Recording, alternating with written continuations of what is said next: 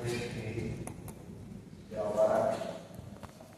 Berita yang tentu sudah bukan asing, tidak asing bagi kita. Larangan ibadah di rumah-rumah, terutama yang minoritas, sepertinya menjadi sesuatu yang normal, ternormalisasi untuk melarang atas dasar legalitas atau penerimaan dari masyarakat sekitar. Normalisasi ini seolah-olah juga dibiarkan oleh negara ketika aparat pemerintah alih-alih melindungi justru berhadapan-hadapan dengan korban. Alih-alih berhadapan-hadapan dengan pelaku, yang ditekankan yang penting aman, tertib di masyarakat, Kamtipmas. Korban mengalah saja, yang penting damai, yang penting tenang. Korban sudah mengaku salah, kita selesaikan secara kekeluargaan. Katanya secara kekeluargaan, tapi kok bisa dirusak betul-betul sekian rupa, bahkan mengancam keluarga macam apa ini? Hal normal itu seperti kita juga terinspirasi, terprovokasi untuk membalaskan secara normal. Wong mereka bisa kok, kenapa kita nggak bisa? Itu terjadi di beberapa tempat di mana kantong-kantong kekristenan sebagai mayoritas. Sulitnya membangun musola, sulitnya membangun masjid, sulitnya membangun tempat ibadah lainnya. Merasa bahwa harus adil dong. Di Jawa kami dibegitukan, tempat kami juga harus begitu dong. Kami kan lebih dominan di sini. Hal membalas itu ibarat sesuatu normal. Apalagi kita kan sekarang adalah mayoritas. Di tempat kita, di kampung kita, di desa kita, di kecamatan kita, kabupaten kita, atau provinsi. Sehingga apapun yang harus diciptakan dalam bentuk regulasi, dalam bentuk kebijakan, penegakan hukum harusnya berkiblat atau condong kepada kita yang majority. Populisme seperti ini terjadi berulang-ulang di berbagai tempat.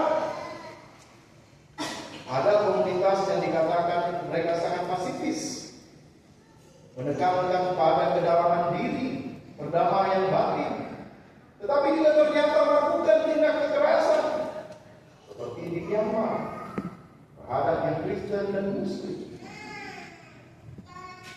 seperti di India terhadap Kristen dan Muslim. Gereja dibakar, umat Kristen dianiaya, dipersekusi, bahkan kehilangan nyawa. Di kantong-kantong Kristen lainnya, orang lagi sholat ditembakin.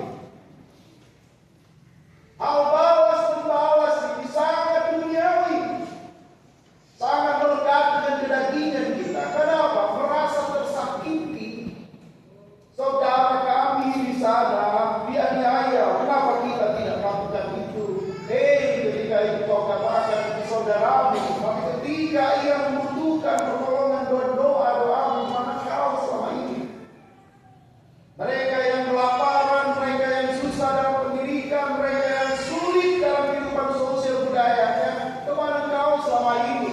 Seolah-olah pahlawan kesiangan membombardir berbagai statement yang keras terhadap pemerintah, terhadap gereja, terhadap masyarakat, dan lembaga lainnya di media sosial. Seolah-olah yang paling benar. Memang sulit. Ini keadaan kita di Nusantara. Bahkan katanya kalau bukan ada izin ibadah di rumah, yang nggak ada izinnya untuk ibadah, layak untuk dilarang, dibubarkan, bahkan dirusak.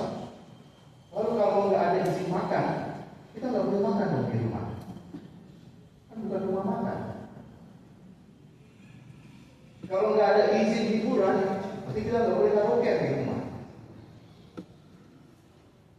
Kalau nggak ada izin apa lagi? Usaha penginapan, berarti nggak boleh saudara-saudara kita menginap di rumah.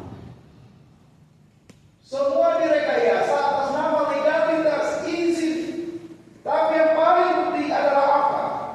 Di dalam diri, apakah memiliki hati yang damai, rukun satu sama lainnya, sehingga izin-izin itu bukan menjadi persoalan. Kenapa? Toh juga ketika ada izin pun, seperti Yasmin, DKI, belasan tahun kita mengadvokasinya, sudah ikrah di Mahkamah Agung. Bahkan Presiden sudah memberikan mandat kepada wali kota segera terbitkan IMB-nya. Karena pernah terbit sudah ada, kok tiba-tiba dihapuskan, dianulir karena gerakan sekelompok orang. Izin bukan menjadi alasan dan bukan menggaransi aman-aman saja. Buktinya konstitusi kita bahkan lebih tua daripada Deklarasi Universal Hak Asasi Manusia yang melindungi hak-hak orang untuk beribadah beragama sesuai agama dan kepercayaan masing-masing. DUHA, Deklarasi Universal Hak Asasi Manusia itu baru dideklarasikan, baru dicetuskan tahun 48. Indonesia tahun 45 sudah merumuskan itu menjadi dasar negara kita, landasan konstitusi kita. Tapi apa yang terjadi? Izin konstitusi penegakan hukum tidak menjamin. Lalu apa yang menjamin sifat pendeta? Ya ada yang bisa menjamin. Melainkan bagaimana relasi-relasi sosial yang harus dibangun. Di berbagai tempat kita saksikan, gereja juga dibangun. Ada yang ustaz, ada yang ikut, ada yang apa membangun semua. Karena gereja berhasil menjadi saksi-saksi Tuhan yang menjadi berdamai. Kisah berapa waktu lalu itu, bukankah demikian? Dapat bantuan dari gubernur 100 juta untuk perbaikan kerusakan. Apa yang dilakukan? Apa yang dilakukan? Dikembalikan, disumbang untuk pembangunan masjid dan musola.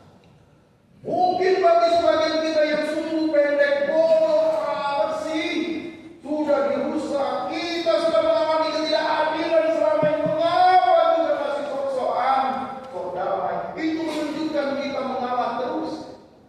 Tapi bagi kita orang beriman yang menyaksikan itu, nama Tuhan dimuliakan, menjadi kesaksian. Bayangkan jika tidak itu dilakukan, bagaimana relasi sosial itu akan terus dalam tensi ketegangan. Apalagi ada upaya hukum untuk mengadili para pelaku. Ketegangan terjadi. Di mana kesaksian itu? Bahwa Tuhan kami Maha Kasih, bahwa kami memiliki hukum yang tertinggi, yaitu hukum kasih. Berlaku damai menjadi duta-duta damai, duta-duta pembaruan. Ketika ada peperangan, kebencian, konflik merajalela, kami menjadi duta-duta Tuhan. Kita yang terbuka untuk tetap mengasihi sesama kami, bahkan musuh kami. 1 Petrus ini dituliskan kepada para pembacanya di Asia Kecil. Sekarang itu diajar Turki bagian utara, menunjukkan kepada mereka untuk juga kembali kepada hikmah kita, rel kita, bahwa kita adalah juru-juru damai sekalipun kau ada di dalam penderitaan karena dibenci sebagai pengikut Kristus. Dulu belum menjadi sebuah agama Bapak Ibu yang besar, sebagaimana agama terbesar di dunia saat ini. Masih agama-agama kecil, kepercayaan kecil, bahkan dianggap sebagai aliran sesat. Gak bener ini. Bagi orang-orang Yahudi gak bener ini. Kok mengaku sebagai Mesias? Kok ada kehidupan bahkan surga?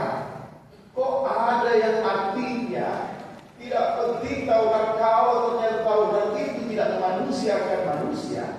Ini sesat. Salibkan dia. Ini seperti ajaran-ajaran sekarang ini. Dia Eden, ajaran apa?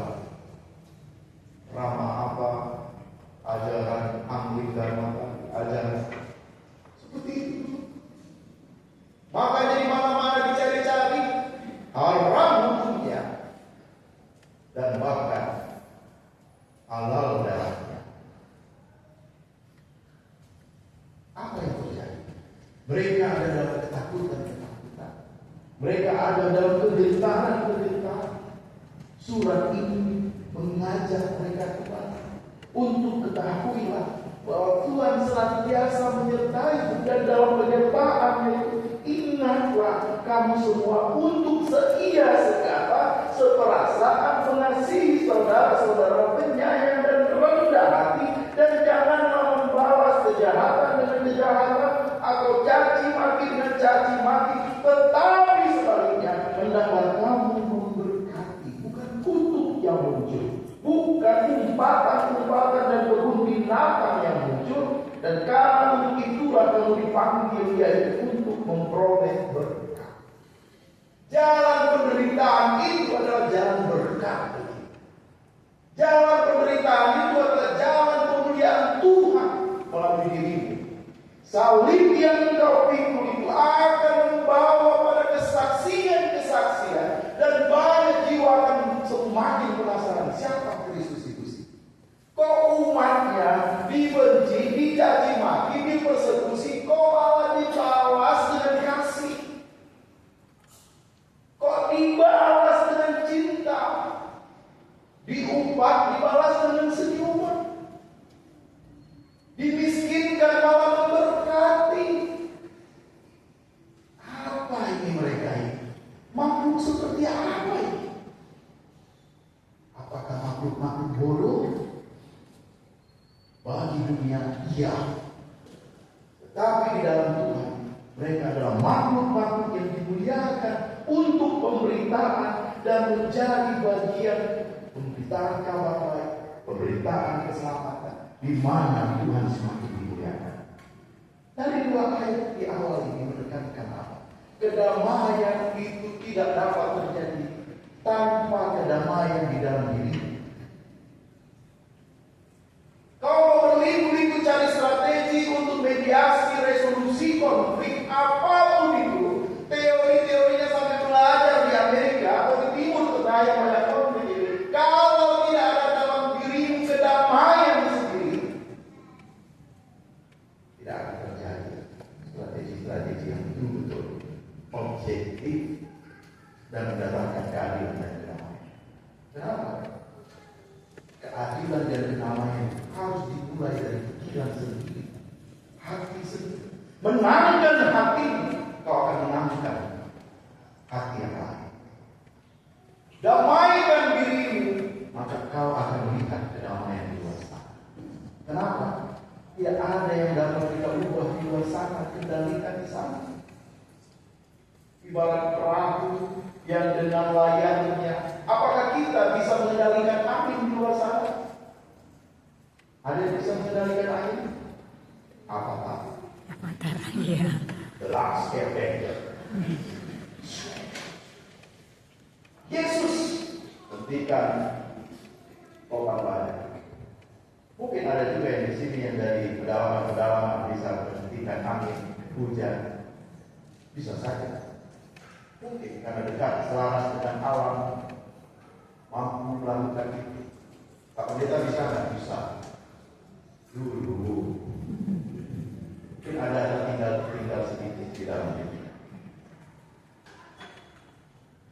Tetapi pada prinsipnya angin, badai, hujan di luar sana tak ada yang dapat mengendalikan. Ketika perahu kita mengarungi samudra, mengarungi lautan ataupun danau yang luas seperti danau Toba itu, tak bisa kita kendalikan angin kecuali layarnya sendiri. Kita ikuti supaya kita tujuannya sampai di seberang sana, tidak lari ke sana, karam di sana, ataupun tenggelam, maka layar itu kita yang kendalikan. Diri kita, hati kita. Kita tidak bisa melarang orang membenci kita. Kita tidak dapat mengubah supaya semua keadaan baik-baik saja, aman-aman saja. Kitanya yang harus berubah.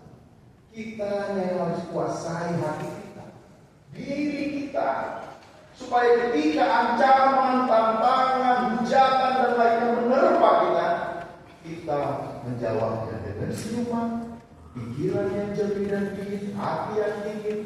Kita cari solusi. Kenapa? Karena kalau tidak, bagaimana kita membuat semua ini yang diharapkan seia sekata? Wong dengan diri kita aja kita sering konflik batin, apalagi mau seia sekata dengan orang lain. Mau seia sekata dengan istri kita, suami kita, apalagi keluarga besar kita, jemaat kita, bahkan masyarakat kita yang mempersekusi kita. Itu hanya bisa dimulai dengan hati yang damai. Kontrol hati, kontrol pikiran, menangkan dirimu, maka kau akan menangkan perubahan di luar sana. Seperasaan, ada empati terhadap keadaan di sekitar. Saya di PGI bersama dengan teman-teman hampir 7 tahun mengadvokasi larang-larang rumah ibadah penutupan. Rata-rata kebanyakan juga di salah. Ya, ada persiapan sosial, pembangunan suasana damai, mengetahui apa kebutuhan, empati dengan situasi di sekitar. Sudah tahu di situ lingkungan buruh, bangun gereja miliaran, menara yang luar biasa. Apa enggak jadi ketimpangan ketinggian? Wah, gereja di sini kami susah-susah makan. Sudah tahu ada orang di rumahnya di belakang ini yang nyata dan pemimpin umat dari komunitas yang mayoritas. Bangun aja mentang-mentang sudah ada GP, yang menjulang rumahnya ketutupan sinar dan sirkulasi udara rumahnya kurang. Akhirnya kepanasan orang di luar rumah, jadi dalam rumah. Gak ada nanya itu, Pak, apa? Tidak pakai pada akhirnya kita mediasi setelah ada keputusan atau larangan, dilarang untuk beroperasi pembangunannya. Setelah ditanyakan, kami butuh supaya ruangan rumah kami kembali ada sirkulasi udara. Oh, bisa diberikan AC. Kalau itu jalannya buat kami segar di dalam rumah, udara bersirkulasi, boleh. Setelah diberikan diinstalasi dipasang, silakan lanjutkan pembangunan gereja. Empati, seperasaan. Di mana perasaan-perasaan kita? Kita merayakan Natal dengan bingar-bingar, Paskah dengan bingar-bingar. Sekitar kita ada dalam kelaparan, kesusahan, bahkan terkadang buang-buang makanan. Sampah domestik dari makanan minuman kita terbuang. Mentang-mentang itu dikontakin, nggak banyak ini, nggak suka. Dan di prasmanan pun diambil banyak habis itu nggak enak, dibuang begitu saja. Kalau di kampung saya, banyak kawan kita ini pasti tidak akan tersisa. Karena habis itu sisa-sisanya dibungkus pulang. Untuk piaraan di rumah. Bahkan berlomba-lomba mencari tulang-tulang nasi-nasi. Kenyataan kita demikian, keperasaan itu darinya hilang, kering, defisit cita kasih. Gak paham kenapa orang itu membenci kita, gak paham kenapa ia tersesat, bahkan meninggalkan persekutuan, terjadi KDRT di rumah tangganya, terjadi perselingkuhan dalam rumah tangganya, terjadi kekerasan atau ketidakpedulian terhadap anaknya. Kenapa pelaku-pelaku itu melakukan itu? Coba dulu paham seperasaan. Saya coba memahami perasaan di sini, walaupun kadang-kadang jongkol juga ini. Dia juga harus belajar juga kontrol diri, gitu kan? Minta ini nggak dijadikan, minta itu nggak dijadikan. Padahal itu sudah SOP. Jangan tahu nggak ada. Minggu depan nggak ada. Dari Bapak Ibu tadi ingin memberi persepuluhan hari ini, kok di depan nggak ada amplop persepuluhan, nggak ada amplop syukur. Sudah SOP harusnya ada begitu. Ini bukan memprovokasi untuk memberi persepuluhan hari ini ya. Ini korbannya untuk tentang persepuluhan. Tapi berbahagialah yang memberi. Harus begitu, ingat-ingat terus kontrol hati kedua, damaikan jangan marah. Kalaupun marah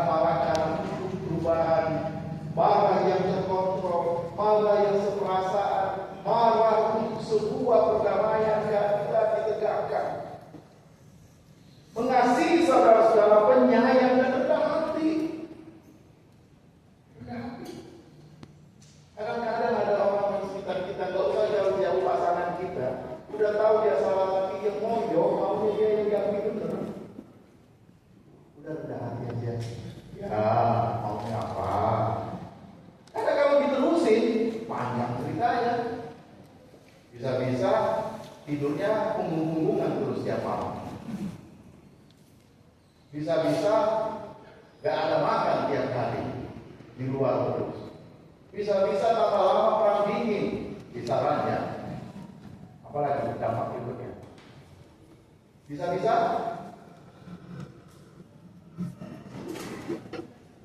ya makin berantak makannya. Kenapa? Gak ada yang rendah hati satu sama lainnya.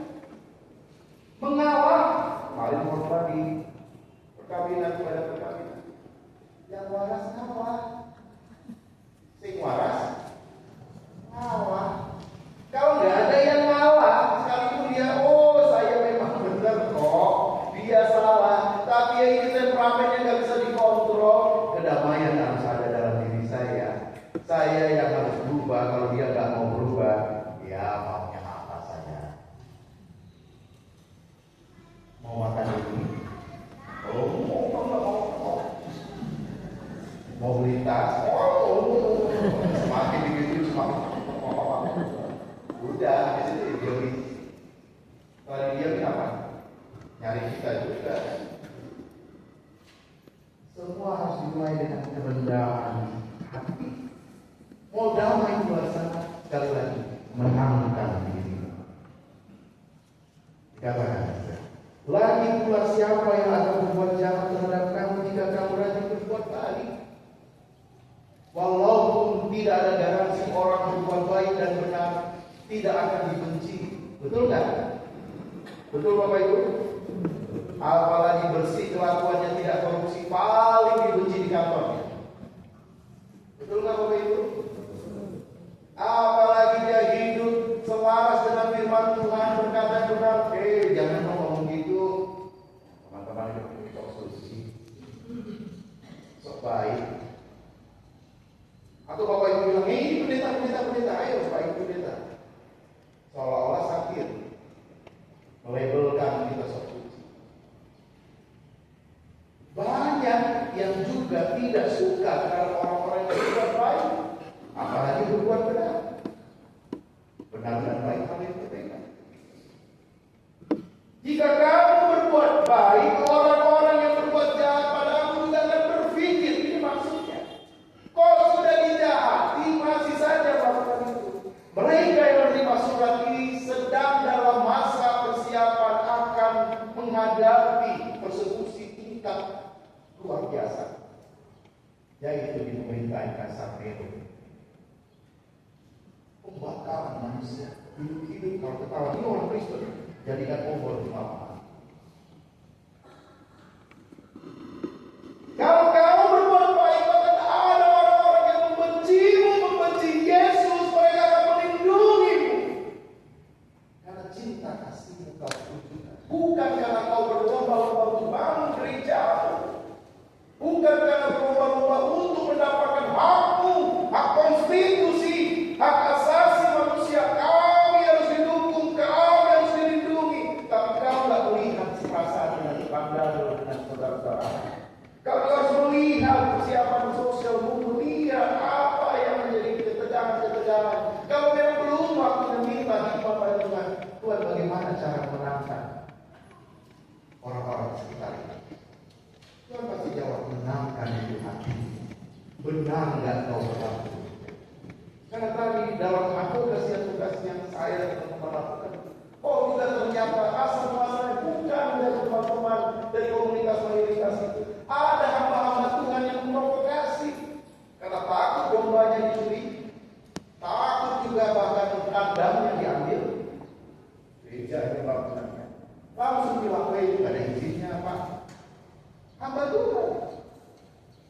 Sampai ada Pak Ustaz, ya itu gimana sih Pak Pendeta? Kami sudah bantu supaya terlindungi, ada izin sementara untuk beribadah di sana. Malah Pak Pendeta itu katakan itu aliran sesat. Itu nggak ada izinnya. Gimana kami mau melindungi? Mereka akan menggunakan statement dari orang gereja. Sebabnya terjadi demikian. Kenapa? Kedamaian di dalam diri kita sendiri sebagai persekutuan umat Tuhan yang berbeda denominasi masih menjadi PR sampai sekarang. Bukannya semakin guyup dalam firman Tuhan, guyup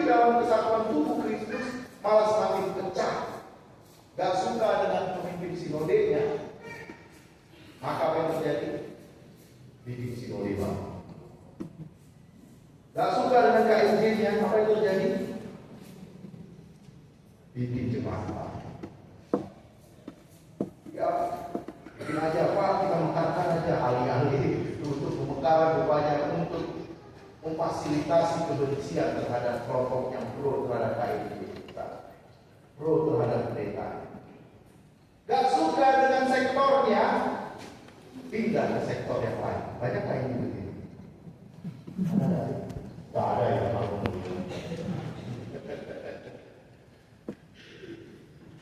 Kedamaian itu ada pada kita, gak bisa kita minta orang selalu baik, damai dengan kita yang berupaya dengan itu. Dan orang lain akan berubah oleh karena tindakan kita. Saya mau cerita, ada seorang tukang bakso. Tukang bakso kalau jalan, somai.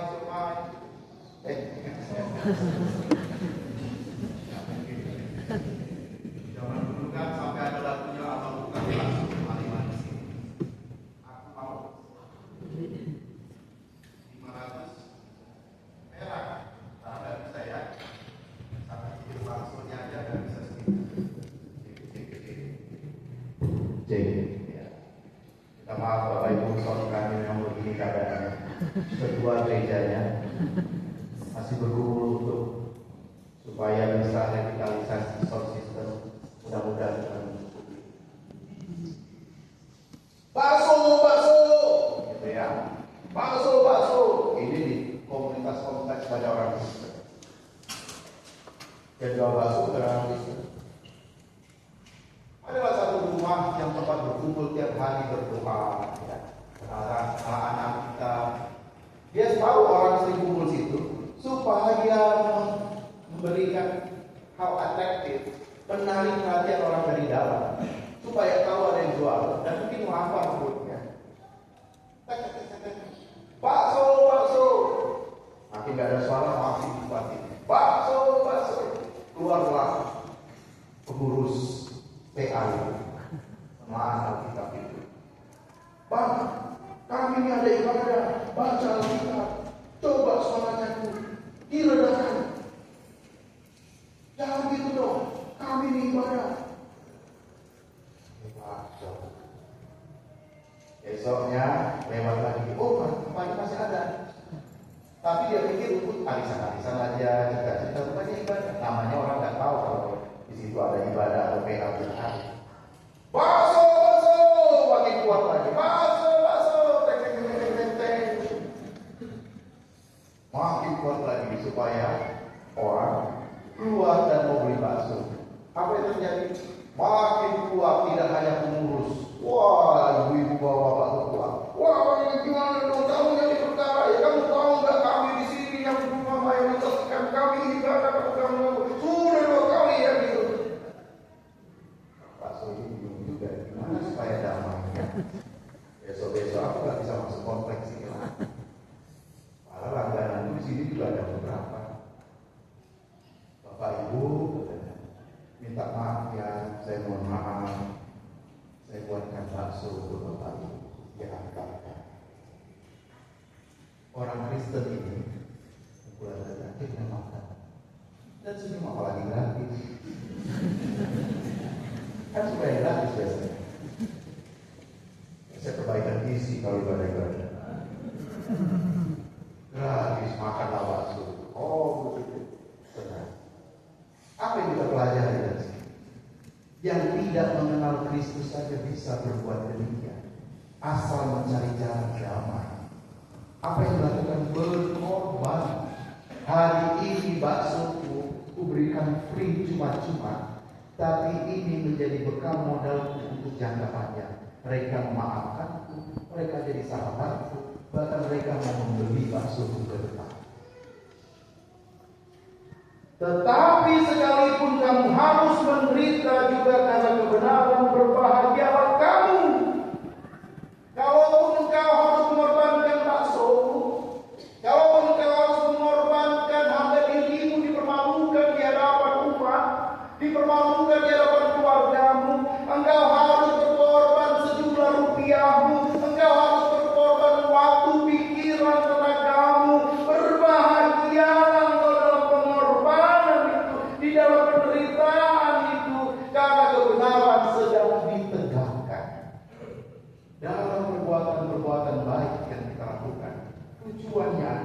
menampilkan kebenaran-kebenaran.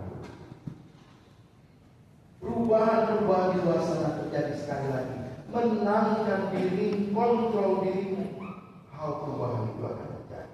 Sebab itu, janganlah takut kepada mereka dan janganlah gentar.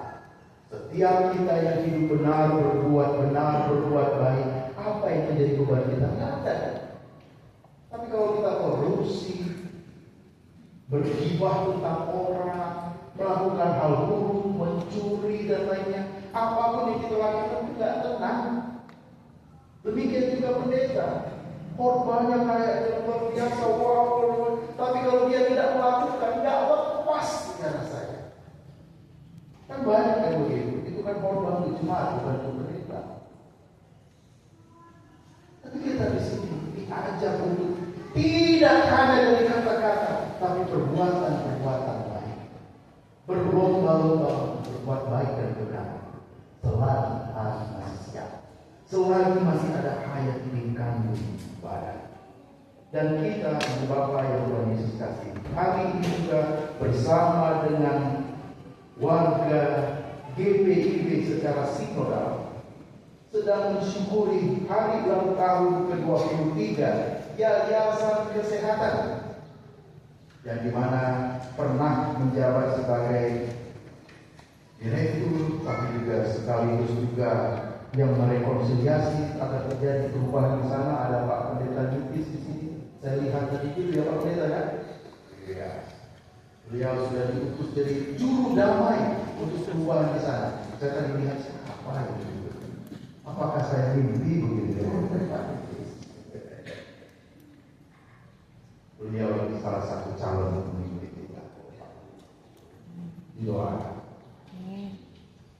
Juga HUT ke-31, hari ulang tahun ke-31, Yayasan Diakonia GPIB. Dua yayasan ini merupakan ujung tombak kesaksian perbuatan-perbuatan baik dan kebenaran. Gereja, diulang-ulang saya katakan, tidak menjadi besar sekarang. Kekristenan tidak menjadi agama terbesar di dunia saat ini kalau bukan karena diakonia, perbuatan-perbuatan baik berupa pelayanan kesehatan, pendidikan, dan pemberdayaan ekonomi umat. Bukan karena pendeta-pendeta misionaris pada waktu itu kemana-mana bawa Alkitab, enggak.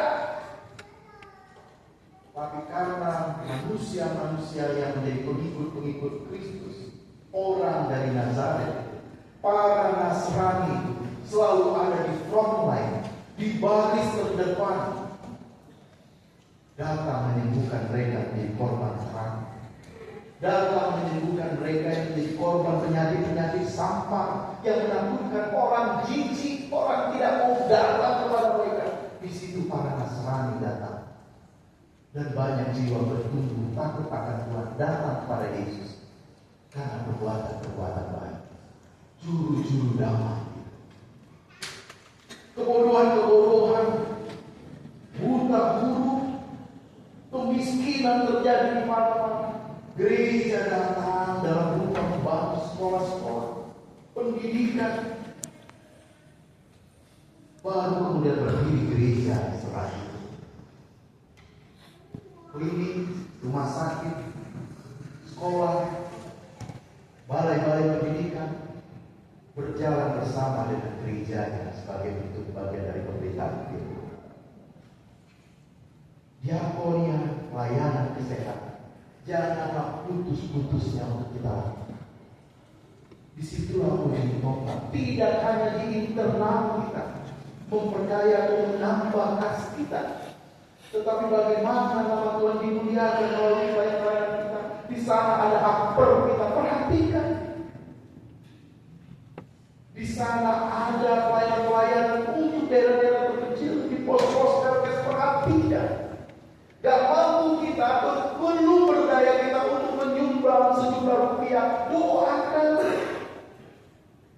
Jangan anggap enteng doa-doa kita. Dari doa-doa itu menyentuh dan terjadi perubahan-perubahan. Mungkin banyak jiwa yang tersentuh. Bawa di dalam persekutuan kita, dalam doa-doa kita, orang tercelikkan matanya. Oh iya ya, Ada saudara-saudara di daerah-daerah gospel yang sulit dalam berbagai hal. Ada yang yayasan pendidikan kita, unit-unit pendidikan kita yang banyak ditinggalkan. Coba lihat sekolah-sekolah kita yang penting itu. Biasanya jadi apa? Tempat pembuangan. Kalau nggak diterima di sini, nggak diterima di sini, nggak terima sini, jalan ninjanya, jalan aktifnya, udahlah dia pengen aja. Ya atau ya? Ya. Kecuali yang ada di rumah besar seperti Batam dan Kalimantan Timur, mereka masih menjadi andalan di tengah-tengah masyarakat. Kenapa terjadi demikian? Ada yang pindah-pindah kontrakan seperti Jakarta Utara, nggak punya sekolah, karena kurang perhatian dia. Saya berapa kali pesan kepada teman-teman yang ini, kalau nggak bisa tutup saja. Apa yang membedakan sekolah kita dengan yang lain kalau hanya untuk mewarisi sudah dibangun dulu sampai sekarang, tapi kita tidak mencerminkan hal yang berbeda, nggak akan jadi referensi bagi orang tua untuk menyekolahkan anak. Yang PD misalnya, perlulah menunjukkan kalau anak saya sekolah di sana, anak saya menjadi anak-anak yang saleh. Berbeda dari sekolah negeri, berbeda dari sekolah lain yang tidak mengajarkan takut akan Tuhan. Ada nilai keunggulannya. Dan dari kita sendiri bagaimana? Tidak hanya mendoakan, juga memikirkan, mendukung dalam kebutuhan-kebutuhan. Guru-guru juga harus didukung. Ada yang dirapel sudah 3 bulan, 6 bulan, itu pun gajinya jauh di bawah UMR. Gimana membuat pelayanan atau pendidikan yang berkualitas? Dan pendidikan kita makin meningkat. Di ulang tahun kedua yayasan ini, marilah kita kembali mencerminkan mata kita.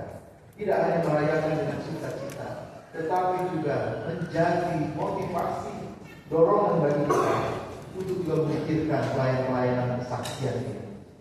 Marturia kita untuk semakin bertambah-tambah dalam diri kita. Mulai dari diri kita terhadap pasangan kita, anak-anak kita, orang tua kita, bermarturialah, bersaksilah bahwa Tuhan sungguh baik dalam hidupku. Maka aku tunjukkan, aku harus berikan yang terbaik bagi orang lain yang cintai. Mulai dari keluarga kita, Tuhan sungguh baik dalam hidupku. Lihat tetangga-tetangga, kalau ia susah makannya, ia susah anak-anaknya sekolah, ia susah ini dan itu, empatilah, seperasaanlah dengan mereka. Maka mereka akan terus mendorong. Kenapa ya di tempat ini gak ada gereja? Padahal kalian sudah banyak. Yuk kami mau dukung bangun gereja kita. Mulai dari gereja, lihatlah kota ini. Apa yang bisa kau persembahkan ke kota ini? Pikirkan. Tidak hanya memikirkan sudah yang penting bersih, ibadah kita jalan rapi, teratur dan lain. Pikirkan apa yang kita bisa sumbangsikan melalui pelayanan kita, lalu diakonnya kita, pendidikan kita, dan beragam bentuk kesaksian kita lakukan. Supaya apa? Nama Tuhan semakin besar. Tempat pendidikan itu, di sekolah pun, di kuliah pun, dimanapun kau berada, lakukan itu supaya orang melihat betapa baiknya Yesus Kristus dalam diri, dan kau tidak bermasalah untuk memilih mengikutinya. Karena apa? Hatimu telah dimenangkan Yesus untuk menjadi juru-juru damai, dan kau dipanggil untuk menjadi pendamai di luar sana. Tuhan memampukan kita, Tuhan menyertai kita untuk melakukan tindakan-tindakan. Jadilah juru damai, jadilah pembawa keadilan. Nama Tuhan dimuliakan melalui diri. Amin.